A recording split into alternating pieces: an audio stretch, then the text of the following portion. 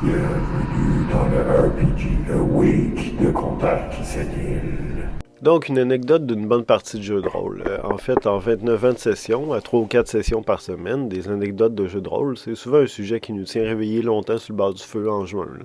Donc, j'essaie de trouver la meilleure et c'est pas facile. Mais si en plus il faut que je parle des récentes, j'en ai deux qui sont vraiment excellentes selon moi, mais la folle m'a inspiré à vous parler principalement de ma game de Call of Cthulhu que j'ai masterisé quand j'avais 16-17 ans. Là. La Maison de Corbett, qui est dans le livre de règles de la 2e ou 3e édition. Elle a souvent été rééditée en fait. Quand j'ai dit dans la session que les lumières du plafond s'éteignaient soudainement, ben la lumière elle, s'est éteinte pour de vrai dans notre appartement. On a eu comme une panne de courant à ce moment-là par coïncidence, on pourrait dire, là, exactement au même moment où ça arrivait dans le jeu. Donc on a crié de surprise, puis on était vraiment dans l'ambiance, fait qu'on s'y attendait pas du tout. Puis plus tard, la télé, elle s'est allumée toute seule.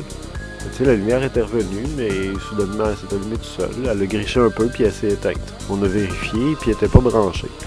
Donc là, il a fallu mettre un terme à la session, parce qu'on avait vraiment trop peur.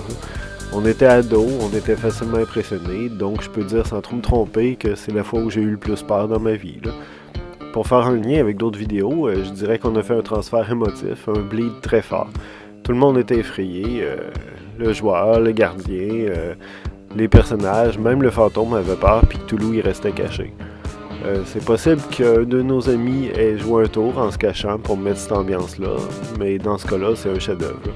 Mon coloc qui jouait pas au jeu de rôle, ça aurait été son genre de faire ça, mais pour avoir un timing aussi parfait, sans savoir le type de scénario, ni les événements qu'il y a dans la session, ça demeure une coïncidence assez étrange. Mais les jeux de suspense horrifique ont tendance à éveiller nos sens, puis à faire en sorte qu'on remarque beaucoup plus de coïncidences étranges quand on joue. Merci d'avoir écouté ce RPG Awake. Vous méritez probablement de l'XP.